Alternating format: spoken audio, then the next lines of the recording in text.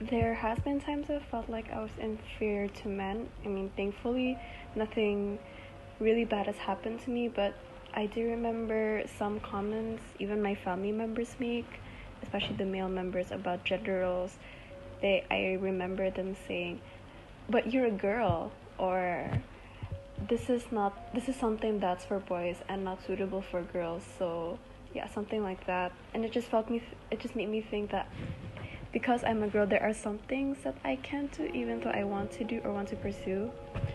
Thankfully, I have not faced or witnessed catcalling, but I have heard stories of some people being catcalled, and it just um, horrifies me because it's degrading.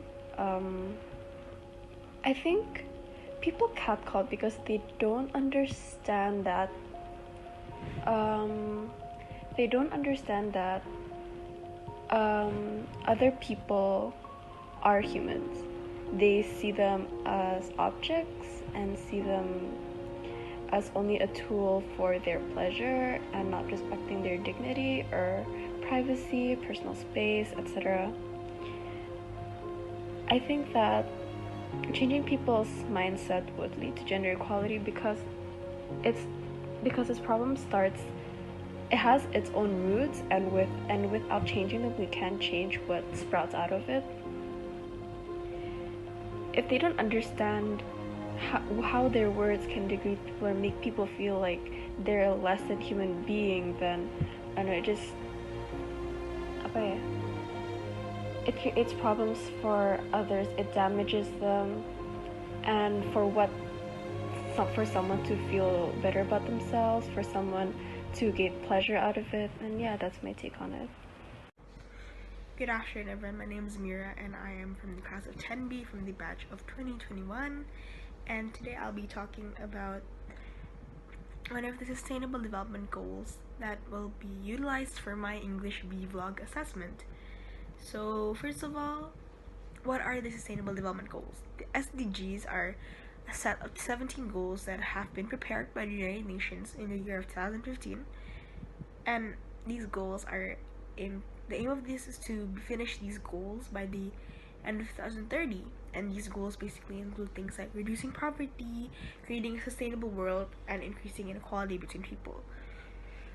Today I'll be talking about gender equality and how we can achieve it, and what are some of the barriers that have been set by society that have made gender equality unachievable. I'll be discussing some acts of gender inequality that has been prevalent in our world today. So first of all, I'd like to talk about education. According to the BorgenProject.com, less than 40% of the countries offer education to both girls and boys, and only 39% of the countries have the same ratio of girls and boys who are enrolled in school. This is kind of a sad number, and it could be amazing if it could be improved, because if education is more accessible, it could lead to more jobs and more accessibility to jobs, because there are more people who are learning, there are more people who are being well prepared for the future, which could eventually lift some people, about around 420 million people, out of poverty, according to the BorgenProject.com. However, there are some issues that women or girls face in schools, such as the discrimination they face or the gender-based violence they might face, especially in countries where the concept of having girls and boys attending schools together is still new. Now I'm going to talk about sexual harassment, or small things such as street harassment, that actually have big impacts on women and how they act as a barrier to gender equality. So first, I would like to talk about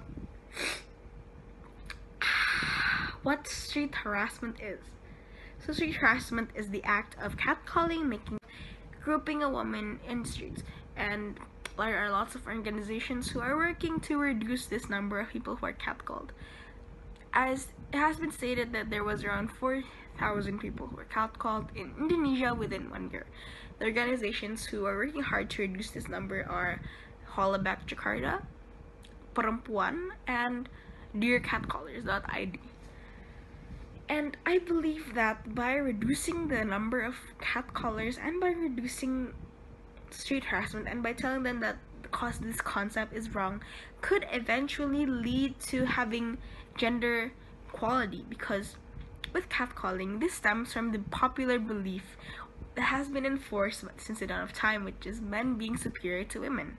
Since men feel like they are superior, they feel like they have the right to objectify women and to make degrading comments.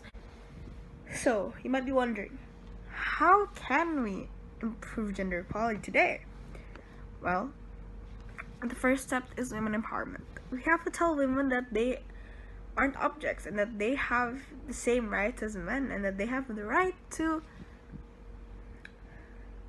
have the same opportunities and have the same access. So one of the ways is to empower women and to tell them that they have the same rights and that we as women have a voice and that we have the right to speak out. We have the right to do, we have the same opportunities and there's right to have the access to the same opportunities. However, the second step is men.